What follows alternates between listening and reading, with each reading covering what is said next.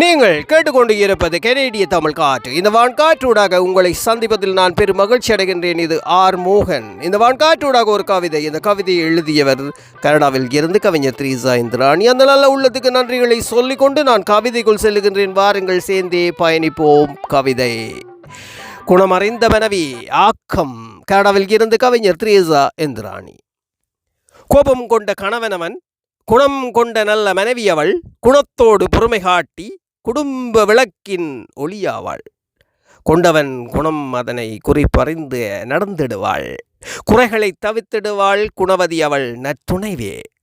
கோபம் கொண்ட கணவனவன், குணம் கொண்ட நல்ல மனைவி அவள், குணத்தோடு பொறுமை காட்டி குடும்ப விளக்கின் ஒளியாவாள். கொண்டவன் குணம் அதனை குறிப்பறிந்து நடந்திடுவாள், குறைகளை தவித்திடுவாள் குணவதி அவள் நற்துணைவி. வயது போக போக வாலிபம் குறைந்து போக வீட்டு சுமைகள் முதுகில் ஏற விரைவில் கோபம் வந்துவிட வீணான வார்த்தைகளை வரம்பின்றி கொட்டிவிட வசமாக மாட்டிடுவாள் வாழ வந்த மங்கை அவள். வயது போக போக வாலிபம் குறைந்து போக வீட்டு சுமைகள் முதுகில் ஏற விரைவில் கோபம் வந்துவிட வீணான வார்த்தைகளை வரம்பின்றி கொட்டிவிட வசமாக மாட்டிடுவாள் வாழ வந்த மங்கை அவள். சிரிப்புடனே முகம் பார்ப்பாள், சிரிப்பின் சிலம்பொழி சீரிய பாம்பின் சினம் அடங்கும், சிலித்தெழுந்த கோபம் சிரிப்பில் தணிந்து விட சிற்றுடையாள் இடை அணிந்து சேர்ந்திடுவாள் மார்போடு. சிரிப்புடனே முகம் பார்ப்பாள், சிரிப்பின் சிலம்பொழி சீரிய பாம்பின் சினம் அடங்கும், சிலித்தெழுந்த கோபம் சிரிப்பினில் தணிந்து விட சிற்றுடையாள் இடை அணிந்து சேர்ந்திடுவாள் மார்போடு. அற்புதம், அற்புதம், அற்புதமான வரிகள். வாழ்த்துக்கள் கவிஞர் த்ரீசா இந்திராணி. மீண்டும் உங்களை அடுத்த கவிதையில் நிச்சயம் சந்திப்பேன் என்று கூறிக்கொண்டு உங்களிடமிருந்து இப்போது விடைபெற்று என் அன்பான அன்பு உள்ளங்களே உங்களிடமிருந்தும் விடைபெறுகின்றேன். இது ஆர் மோகன். மீண்டும் சந்திப்போம். இது நீங்கள் கேட்டுக்கொண்டு இருப்பது கனேடிய தமிழ் காற்று.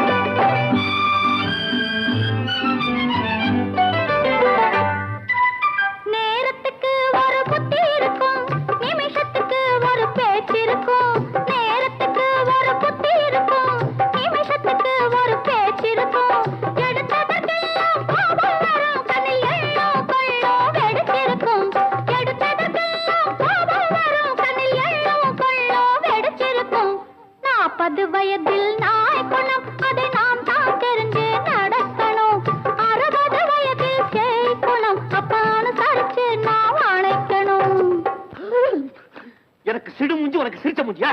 இந்த பக்கம் வர, அந்த பக்கம் வர, அந்த பக்கம் வர, இந்த பக்கம் வர. நாடகம் ஆடுறியா என்ன? எல்லோர் வாழ்க்கையும் நாடகம் தான், இருக்கிற வரையில பாடகம் தான்.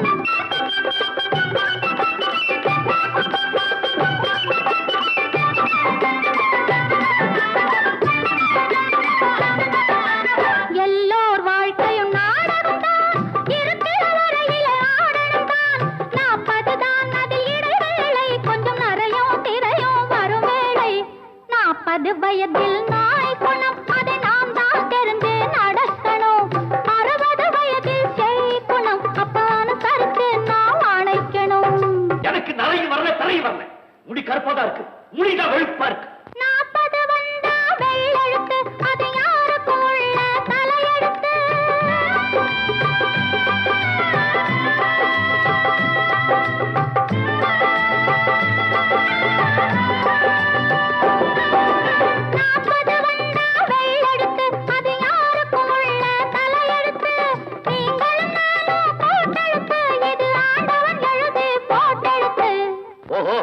அதனால தான் அப்படி ஆட்டம் போடுறியா?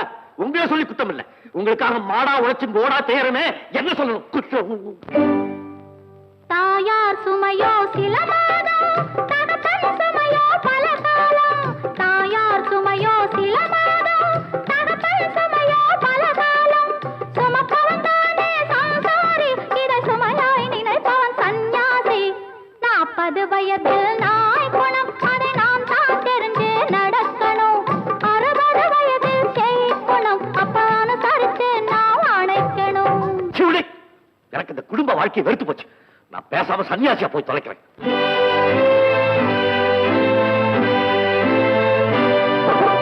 ஆண்டவன் சலித்தா படைப்பேது, ஆருயிர்க்கெல்லாம் பிடிப்பேது.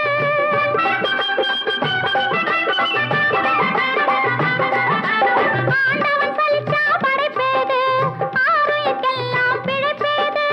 வீட்டுக்கு வீடு வாசப்படி, இதை உணர்ந்தே வாழணும் நல்லபடி. நான் என்னதான் செய்யணும்னு சொல்றேன்? குடும்பத்தை நீங்க நேசிக்கணும், குழந்தை கூட பேசிக்கணும். கோபத்தை கொஞ்சம் அடக்கிக்கணும், நீங்க கொல்லுன்னு சிரிச்சிட பழகிக்கணும்.